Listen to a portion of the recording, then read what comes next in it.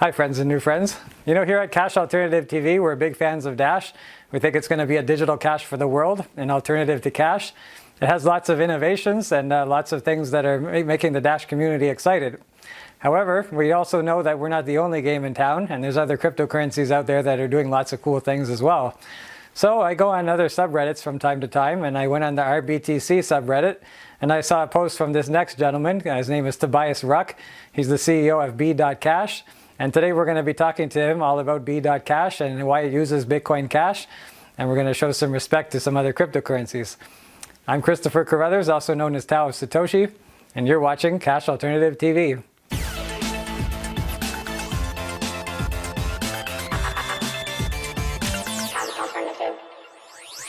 So what is Cash Alternative TV other than that catchy jingle? Well, it's a show about cryptocurrency with a focus on Dash, which aims to be a digital cash for the world, an alternative to cash. If that's something that you're interested in, you want to learn more about Dash, or just want to hang out with me some more, don't forget to subscribe and click the bell so you don't miss an episode. So now into the topic of today's show. Like I said off the top, we're going to have Tobias Ruck. We're going to have a chat with him about cryptocurrency, the state of cryptocurrency, how Bitcoin has fallen and it no longer suits the white paper that it has put out a long time ago, and other crypto topics. So without further ado, let's introduce Tobias Ruck. Now, welcome to the show, Tobias. Thanks for having me. Great. I'm happy to have you on the show. Bitcoin Cash is a competitor to Dash, but I think we're both in the same field when it comes to digital payments. So I'm quite happy to have people from all different cryptocurrencies on this show. So for the people that don't know who you are, you're Tobias Ruck. You're the CEO of B.cash. And this is a card that's coming out, and today we're going to talk all about it on this show. So for the people that don't know who you are, can you give yourself a quick introduction and how you got into cryptocurrency and Bitcoin Cash? So yeah, I started out I guess most Germans as kind of a statist from school, but then I had more of a look into the philosophy and economics and so forth.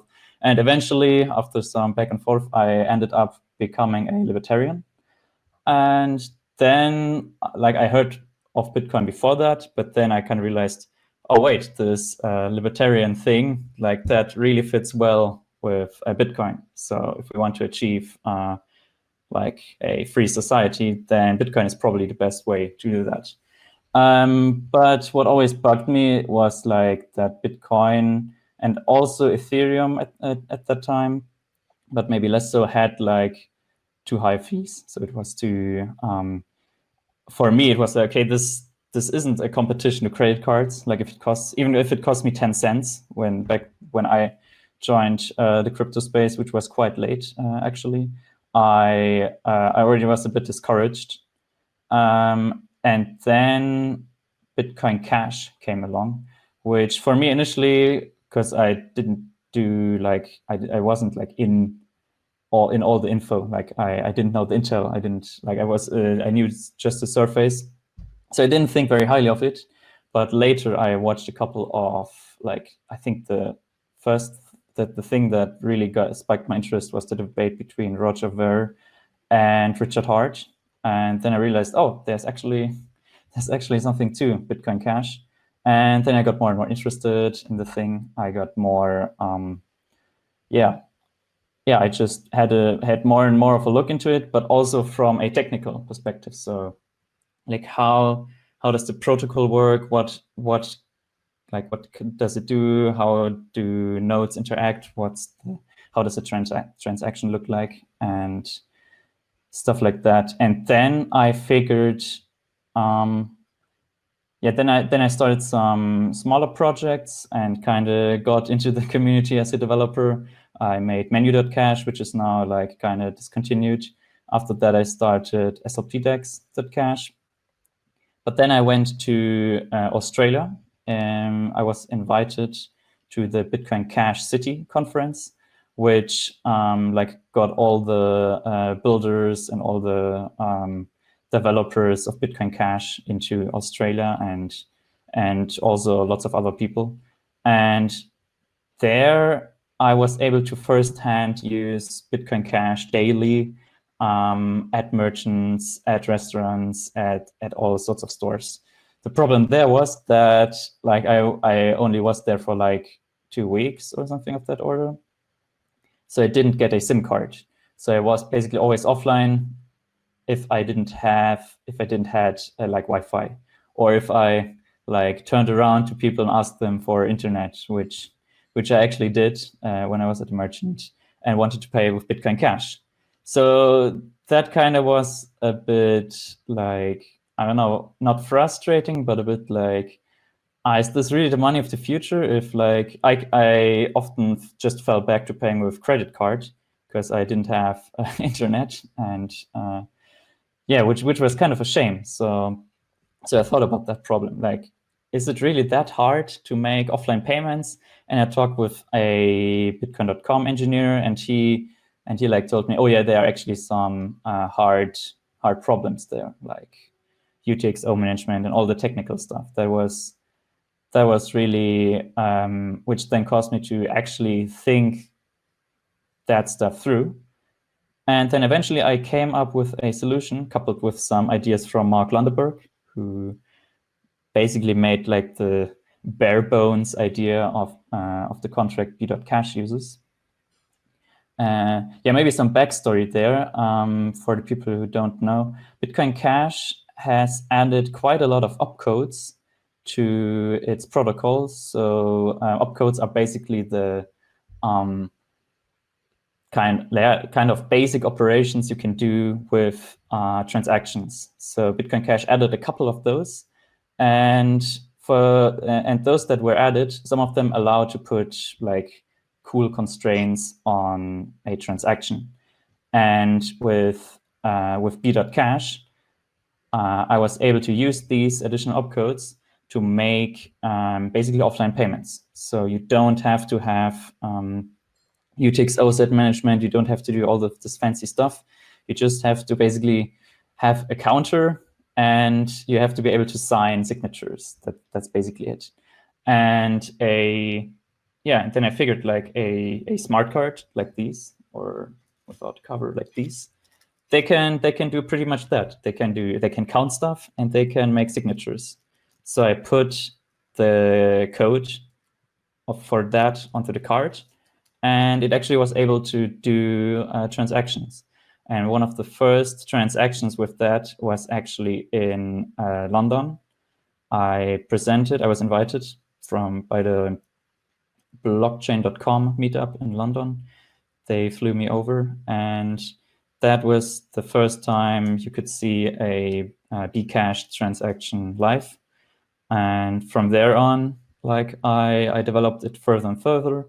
Now I'm at a point where I have a slick website, and I'm doing a crowdfunding soon to like get the funds to really nail the user experience, to make it a proper product. It's not just some toy thing, but that actually can get into the hands of the masses. And I think this product, if it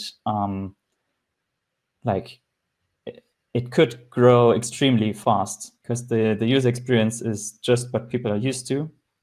And if I have lower fees than like credit cards or other payment processors, which blockchain enables, then it could like grow pretty quickly. It could explode.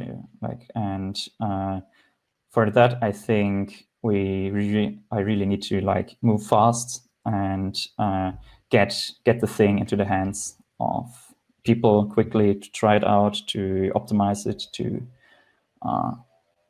build something that brings crypto into the hands of the masses. Yeah, I think it's definitely important to get that payment network out there, whether or not it's online or offline. So I'm definitely going to be interested in going more into that later.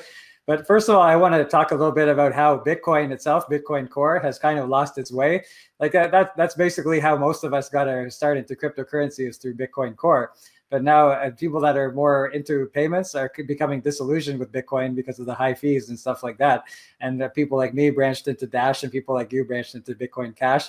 But you got people like Gavin, or not Gavin, Greg Maxwell, who's saying don't use that Bitcoin, use a credit card because it's a better form of payment. So how do you think that Bitcoin lost its way, and why do you think that Bitcoin and Dash represent more of the payment network side of things?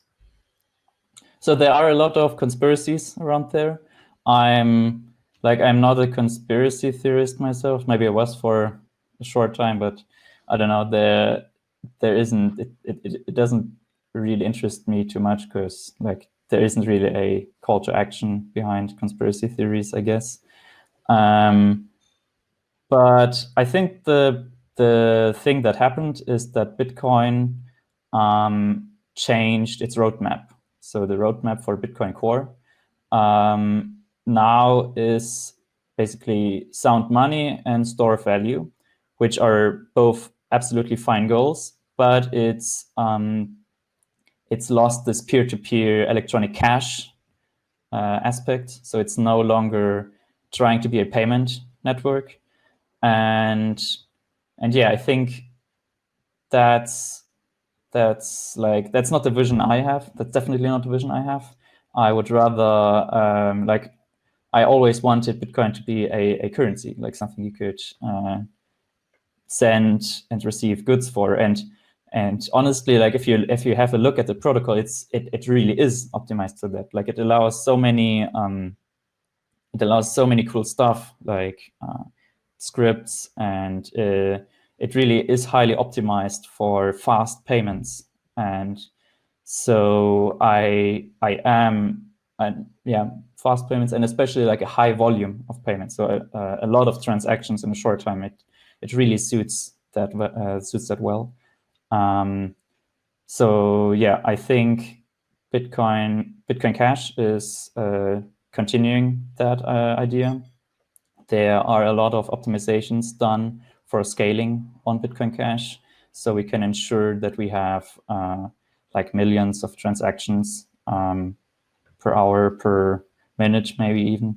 And and I'm pretty optimistic for that vision. There are obviously always politics that make stuff complicated. I'm sure that's the same in Dash. I heard there's some going on there, but as long as you have like a solid roadmap and a solid vision, then it shouldn't be too hard to detract from that. And I think Bitcoin Core, BTC, kind of lost that original vision and changed to something else, which in my opinion is like, I'm not too like angry about that. It's just like the opinions changed, like, and I guess that's just the way it is. Mm-hmm. Yeah, I also know about the conspiracy theories you're talking about, that Bitcoin's become very centralized among certain companies out there. And that could be very well true, but we don't know. It seems like that's what they're doing. It seems like they're intentionally trying to handicap Bitcoin to advance their own interests. But that's I mean, if we're into Bitcoin Cash and Dash now, we don't have to worry about it as much. But I find it's kind of frustrating that Bitcoin is the leading one in the cryptocurrency space because it's the original, and because it's being handicapped, people say it sucks, and then they don't invest in it, and then that hurts all the other cryptocurrencies in the space as well. So that's the one thing that I don't like. So let's talk a little bit about the advances that Dash and Bitcoin Cash have made. So Dash has what's called instant send that allows to have instant transactions, and it has chain locks that protects against 51% attacks. But something that I wanted to talk about with Bitcoin Cash was SLP tokens. Could you explain a little bit about the SLP tokens and how that helps the Bitcoin Cash network? Yes, definitely. I'm a big fan. Okay, I'm both very frustrated and a big fan with SLP tokens. So they are amazing because they just are very, very simple to use. So as a developer and as a user, like it's basically just every Bitcoin you own also has like a token coin attached to it, or rather the reverse. So you can have tokens like we're kind of used from Ethereum, and everybody can mint tokens very cheaply. I think it costs less than a cent on Bitcoin Cash to mint tokens. And the tokens on Bitcoin Cash really took off. Like SLP tokens are really a big thing. And even to a point where we got a proper stable coin with Honest Coin, which I think is greatly underappreciated by Bitcoin Cash and probably other people too. Because like if you look at their website, you just have to go through KYC, and then you can exchange US dollars from your bank account to USDH, so the stablecoin, they don't charge a fee for that. Maybe your bank charges a fee, but they don't charge a fee. So it doesn't really get cheaper than for free on Bitcoin, I guess. And yeah, so with SLP tokens, I think that's kind of like the entry drug, so to speak, especially with stablecoins, to get people to use crypto, because they literally have the stuff on their phone. They just have to install an app. Maybe they have to write down a seed phrase. But even for that, I developed stuff that makes it easier to back up things. And then they just receive the currency they're used to, US dollar, or maybe we'll get other stablecoins for other countries. And they can use it. It sends instantly. On Bitcoin Cash, we have zeroconf, which is more or less secure. And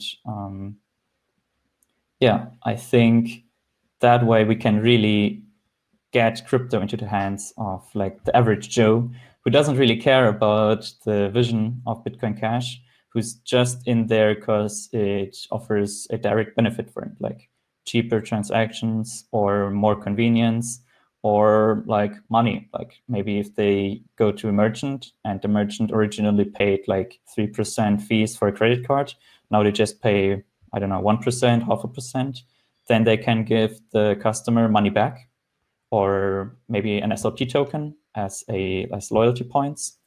And yeah, that way we finally have something where like, yeah, people that don't care about crypto would be incentivized to use crypto for like non-libertarian reasons.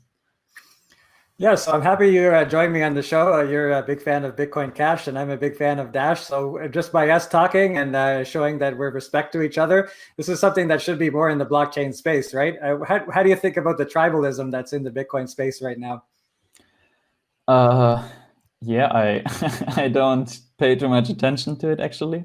I try to see each project kind of like as an experiment. So BTC, for me at least, is an experiment to do off-chain scaling as much as possible with Lightning Network, which I don't think will work because it has fundamental problems like the routing problem. But it's still very interesting for like high frequency trading, or like it has a couple of benefits. It has so many drawbacks that it's not, like in my opinion, usable as a global payment network. Then we have Ethereum, which in my opinion wants to become a world computer, more or less, and I kind of replace institutions by computers, which is a kind of a different approach than like Bitcoin, or like the original vision of Bitcoin is. But that's also extremely interesting for me. And I actually proposed to add some stuff on Bitcoin Cash, which makes it slightly more Ethereum-like, but without all the scaling issues Ethereum has. I've called that proposal Mitra, and yeah, maybe I can send you a link later for that. I think that could be extremely interesting for especially like smart contracts, decentralized finance, and stable coins and scalable tokens, which the SLP tokens aren't too scalable. Then we have Ripple. I don't really care about Ripple, so I can't say anything about that. And then we got Bitcoin Cash, which we already talked about.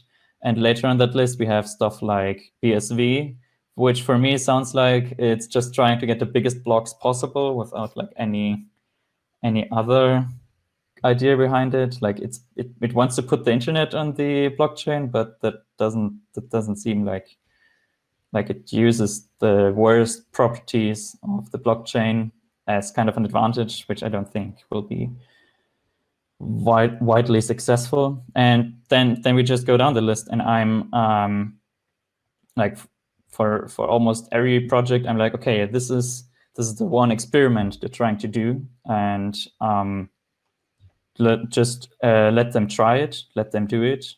Dash does like chain-based financing. I'm sure if that's like Coinbase financed projects, which I think is extremely interesting. And I think Bitcoin Cash, like there has been the IFP, which I've been kind of a supporter of, maybe tweaked a little, which basically adds a similar funding model than Dash has to Bitcoin Cash. And yeah, I think we should take some of the positives and negatives that Dash experienced with that funding approach and also apply it to Bitcoin Cash. But I also understand if some people are kind of opposed to that. It's just that there's always a trade-off between like doing like changing the protocol, changing the incentives, and like not getting forward and kind of being stuck. Those are kind of like the two negatives. But on the other hand, you have like funded developers who can really build all the research and build all the tech that's required for being peer-to-peer cash, which this is all about. And yeah, on the other side, like you still retain kind of the untampered nature of the blockchain, which I mean, my position is like, what is it good to have like a completely pure and platonic ideal of a blockchain if like nobody uses it? So that's kind of my view on that. Okay. So I'm involved in Dash and you're involved in Bitcoin Cash. We're both very passionate about getting the use case of crypto as a payment network out there. So to that end, I guess the first question I want to ask before we go on to B.cash is, are you actually like a Bitcoin Cash developer, like a core developer? No, I'm like, depends on how you define core developer. So I mean, I'm a developer who's developing for Bitcoin Cash. So I built b.cash as my like as an entrepreneur, and I want to make money this way. But I also recently made some changes to like the core code of Bitcoin ABC, which is like the lead implementation of Bitcoin Cash. So like if you were stretching the word a bit, maybe I would be a core developer of Bitcoin Cash, but so yeah, you have big commits to the code. Okay, yeah, that's basically what I was getting at. Yeah, okay. So you're not just totally like an independent and working on your own thing. You've actually worked on the protocol to some extent. Yes, exactly. Yeah. I added a new opcode called OP reverse bytes, which makes it easier to like operate on SLP tokens, because there are some like inefficiencies with using that without that opcode. So this actually makes some cool features for b.cash possible, which previously just weren't possible. And I think that's kind of cool that like an entrepreneur who wants to make something cool happen, like goes forward and changes the protocol, helps the developers to add something that helps him make his business case. And yeah, I just spoke about myself in the third person, but you don't have to deal with that. That's okay. So let's talk about B.cash. You're the CEO of B.cash. So can you give us a quick spiel about what exactly B.cash is and what problems it solves? Yeah, exactly. So like the one sentence pitch would be like, you can be your own bank with just a simple card. So if you get one of those cards and maybe install an app, you don't have to, then you can make payments just like you used to with credit cards or with like Apple Pay if you want to use your phone. But you still are in 100% custody of your coins. So you keep all your private keys, you keep all your, like you don't have to go through KYC, you don't have to give up any of your info. And that's kind of like the idea behind b.cash. And to really make it as smooth as possible for the average Joe to use crypto, to spend crypto at merchants, and also for merchants to accept crypto as easily as possible. Okay. So if I was going to use it just like a Visa card, like I can go to any point of sale terminal and use this? No, the terminal would have to have the B.cash like library integrated.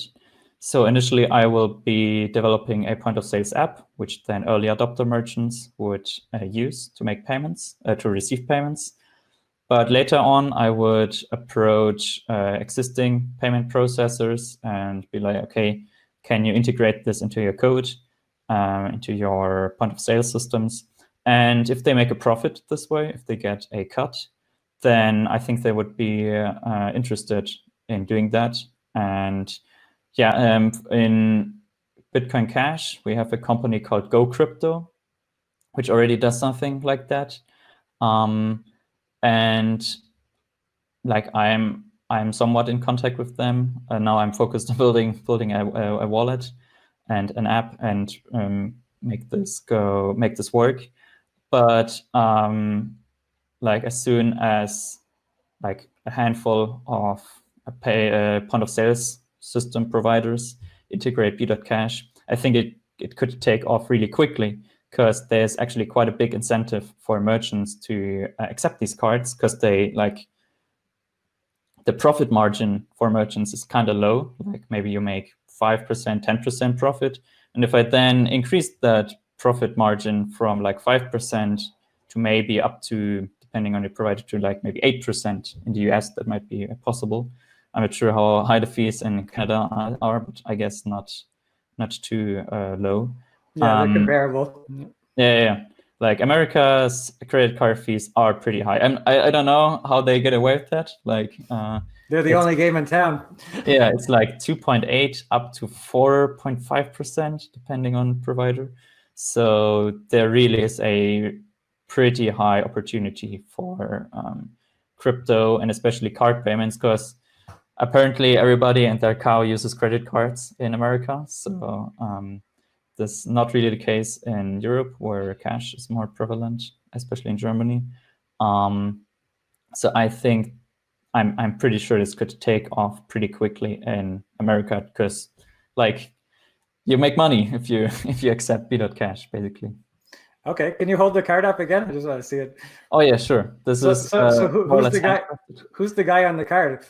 So this is Ludwig von Mises. Okay. An Austrian economist. Okay. He wrote Human Action, and I kind of like took him as a poster boy for B.cash, and he also looks pretty cool with that stare, like pretty like visionary or something like that. And it's like I made a tweet.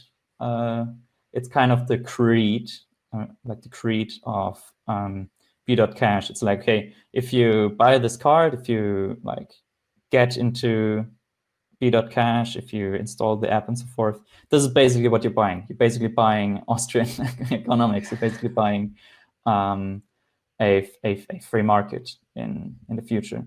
And yeah, and the Ludwig von Mises Institute, they've been pretty liberal with the copyright, so that's also a huge advantage there, obviously. Perfect. So I was on the RBTC subreddit when you made this post that you're somewhat ready to go with this B.cash. And one of the criticisms was the nature of B.cash is kind of like a derogatory term when it comes to the nature between Bitcoin and Bitcoin Cash. So what do you say to that? And are you trying to make a negative into a positive here? Yes, like so a little bit of, I'm not sure backstory, but like I previously started a different company, but it was like we were kind of involved with the government there, and I don't know, I kind of felt bad, and it also didn't really work out. I mean, statists always have like a bit different perspective on entrepreneurs, but with that, with my co-founder, who has some libertarian leanings, he's not into crypto at all. And then I explained to him like how Bitcoin Cash works and stuff like that. And then at some point he was like, yeah, can we just abbreviate it to B.cash? Like B, like the letter B and then cash. And then I was kind of like startled, like like, wait, you're not a core guy, but you want to call it B.cash? Then I was like, oh, maybe like it's not that bad of a name. And but at the same time, like we already are called Bitcoin Cash, and then if you're called B.cash with a B and Bitcoin Cash and B.ch, then that might be a bit confusing. So I think just like sticking to Bitcoin Cash is fine, but like having the B.cash, having the B.cash domain more or less by accident, and having the like having that brand, I think it just fits perfectly to kind of what you called like take over that negative and turn it into positive, and take over that convenient, like empirically convenient name, and make it into a like positive force. So, and if you go to our BTC, like most people agree with me. They are like, okay, we really need to like, or they kind of love the idea of like taking over that negative meme and putting it to positive. And everybody is like, oh yeah, we should be cash. Like our goal is to be cash. And so yeah, I love that the community is like supporting, or is basically of the same opinion as me. Like, okay, yeah, this is a perfect name. It fits perfectly. It is a pretty smooth name. It's self-explanatory. Like you have a card, so it's kind of confusing because you say, okay, it's cash, but it's on a card. But Yeah. basically, what it's conveying is like, okay, this has the same properties as cash. So anonymous or pseudonymous, whatever you might call it. Like you have custody, nobody can block your payment except like if you lose your card or something like that. And so yeah, I think like I'm getting more and more fan of that name. Like I really find more and more deeper meaning in that simple name. Excellent. So let's talk a little bit about the B.cash ecosystem as it relates to your company. So what's the relationship between the card and the app that you have on your cell phone and the point of sale terminals? So how does it all work together? Yes, that's a great question. So how do I approach this? So basically, you can use the card just in isolation, but then you kind of lose like the having track of your transactions and looking at your balance. So especially for like if you're used to wallets, then that's kind of a big deal. But in theory, if you can't afford a phone, then you just have to like you can just buy one of these cards, and especially for developing countries, this is a big deal, and you basically have a bank account. So that's great, and I will definitely move forward there. But for convenience, it's definitely like we want to have a user experience that's at most at as much like in line with existing or like it makes it as convenient as possible. So you can basically connect your phone and your card, and you basically have the same wallet on there. So they're both accessing the same coins. And when you spend with your card, you get your money deducted from the phone. And you can also spend from your, that's the Nokia sound. You can also spend from your phone, and you get, it'll also be deducted from that same kind of account. And you can add up to like 8 devices, including the phone itself.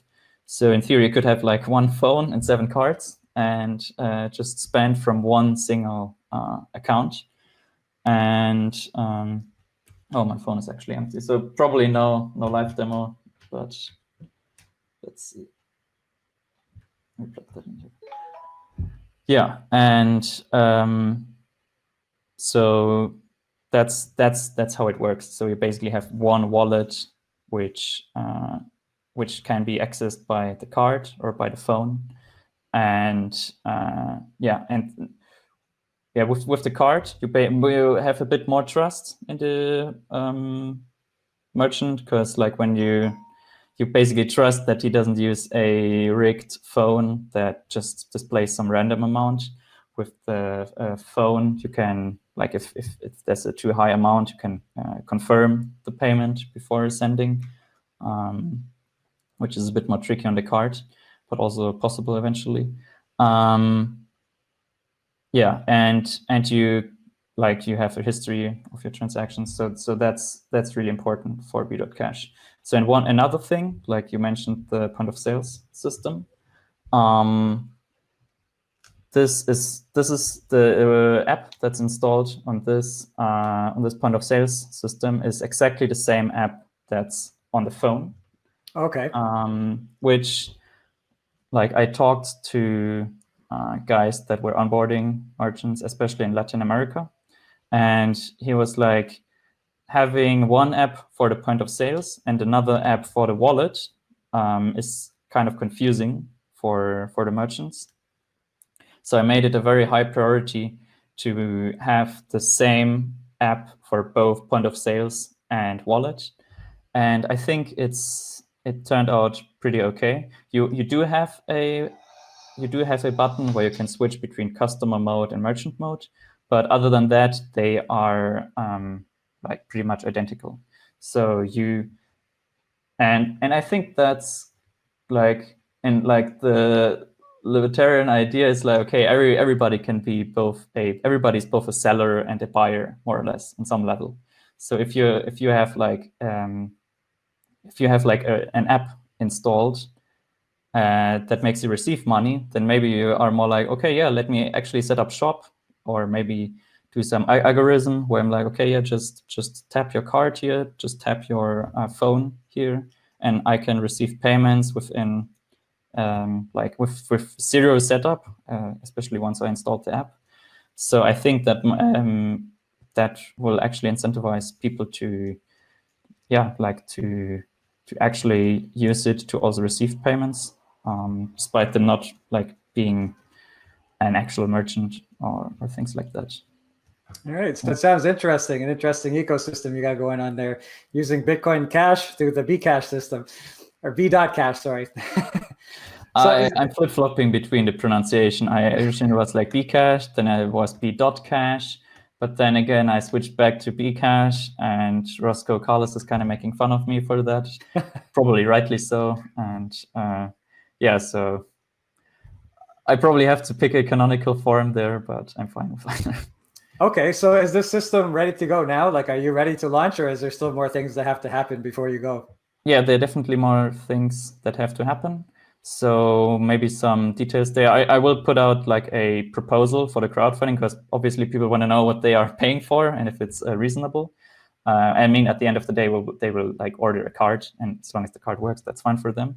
But there still needs to be a proper backend. Like, these transactions, they're pretty special.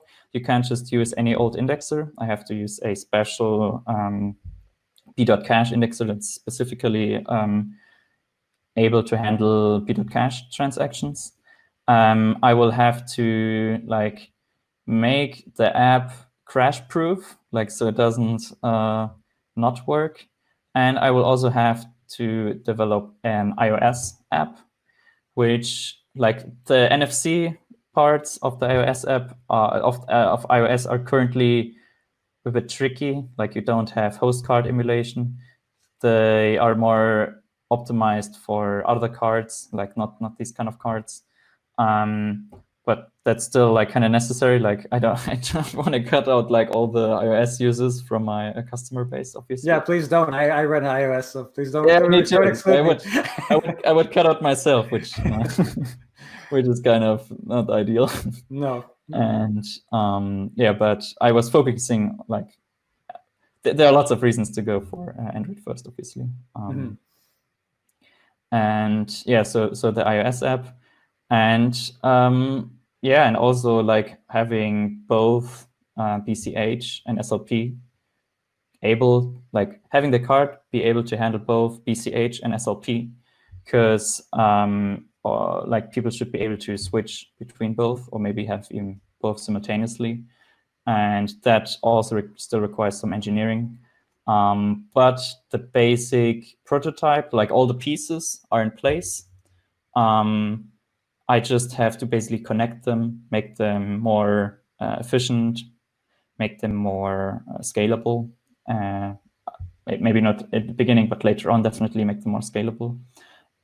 So that's what the crowdfunding will be for, to basically make it into something that I can ship over and it just works. So. All right, so I know it's a trap when you come to making predictions about when something's going to be ready. But if you had to guess, give yourself a conservative estimate. When do you think it's going to be ready to go, ready to launch? So I think having something that you can play around with that's maybe kind of buggy, but it kind of works. I think that could be pretty quick. So I think after launch, I will have like an early bird option. So you can get it maybe like after launch, maybe after 2 months or something like that. Like you said, conservative, maybe that's optimistic, but let's see. Also the shipping and toll and stuff might be a complete nightmare. And then like the average Joe ready product would be maybe 8 months, something like that, maybe a year. But I think that's still a good, and it also depends on like the money I raise. If I don't raise a lot of money and I have to do it all by myself, then obviously it will take much longer. But if I'm able to hire world-class developers and designers and like engineers, then it will obviously be much quicker. So it kind of depends on like the response of the community, which is kind of obvious, but that's, yeah. So I have 2 questions about the fundraiser. So so what's your kind of fundraising goal, and what do people get if they put funds into your company? So I don't have a number on that yet, and I don't want to pull out random numbers from somewhere, but they would get they would obviously get a card, maybe even one of those. I've got 7 cards which are kind of handcrafted. Maybe I can give them out for like a premium, and they would be kind of maybe like a collectible. I don't know, for those that want to get cards like super early. But if you go that route, then I will definitely like send all the updated cards to you afterwards, so you don't like lose out for like trying to be early, so you still have the benefits. Then there will be like I made a almost tongue-in-cheek post about other perks I could do.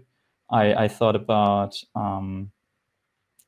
I mean, obviously you could maybe have a custom image there. I will have to talk with the card manufacturers and printers. Like some manufacturers told me like it costs $500 per design, which obviously like wouldn't be very easy to do for like everybody have to have their own design. But maybe there are other companies that have it cheaper. That's expensive. I didn't think it would be that expensive. That's crazy. Yeah, I'm not sure if they're trying to rip me off, but yeah, I'm sure there will be other companies who would be more than willing to like make proper looking cards that are kind of individualized. Then you can have like maybe your name into the memory of each card, so you can basically like, oh yeah, I'm part of this forever. And if you have like a special scanner, you can actually look up your contribution on any card that will be produced in the future, which I think is cool. And then obviously merchandise. I guess people have been kind of like curious about merchandise for B.cash. And maybe some other cool stuff like having your own custom-made melody each time you tap with the card. Or similar things. I'm still mulling that over, but I think the most important card will be bulk orders for cards, especially if you're like really into this and are like, okay, this is a big deal. Then you can maybe buy 100 cards at once, or maybe even 1,000 cards at once, and you will get a steep discount for that. I think if you like order 1,000 cards, then you might get 70 or 80% of a discount, just to like, because then you're basically doing like the adoption for me. You're ordering 100 cards, and then maybe you go to meetups, you go to all kinds of, or maybe you're a reseller. You set up shop and you're like, okay, yeah, order this, or you do some direct marketing, something like that. So you definitely get a discount there. But this way, I can raise money like in bigger steps this way, and get some numbers early on. So those are kind of the things you would get from the crowdfunding. It's obviously not set in stone. Like I'm thinking about this stuff, so don't get upset if you can't get your own face on the card. Yeah, maybe we can get 2 faces. Maybe we get Hayek. I'm not sure about that yet. But yeah, that's kind of the idea. All right, so this has been Tobias Ruck, CEO of B.cash. If you want more information about B.cash, that's very simple. That's the website, be.cash. So if you can show up there, I think you can sign up for an early sign up for it. So, but Tobias, if somebody wants to get a hold of you, if any of my viewers want to get a hold of you for more information, how would they go about doing that? You can follow me on Twitter, like @Tobias Ruck, just one word, no spaces. You can contact me at contact@b.cash. Just write me an email. I will read them and reply, and I don't know. And yeah, and you can join my Telegram group. You can go to t.me/b_cash. So basically, the group is called b_cash. And yeah, I think those are the options. And obviously, you can subscribe. They're already like, I'm pretty surprised at how many people subscribed to my newsletter. And already, like, actually, one guy even translated my website into Spanish, like just out of his own volition, which is super cool. Like, I know there is a lot of energy behind B.cash, and people are really like trying to get there. So that's the way to get a hold of me. Perfect. So I wish you all the best with B.cash, and I wish Bitcoin Cash the best, even though I believe in Dash. But I have all the respect for Bitcoin Cash, and we'll see who comes out ahead, and even both can succeed over time. I'm sure that's the case, even if you have like smart cross-chain swaps or something. I'm pretty optimistic there. Awesome. So I wish you the best. Thanks for coming on the show, and have a great day. Thanks so much. You too. Bye for now. Well, that was my interview with Tobias Ruck. I hope you enjoyed it. Don't forget to like this video, subscribe, and click the bell if you want to see more from me and Cash Alternative TV episodes. Until next time, remember, Dash is a better money for a better future, and that future is getting closer every day. Bye for now.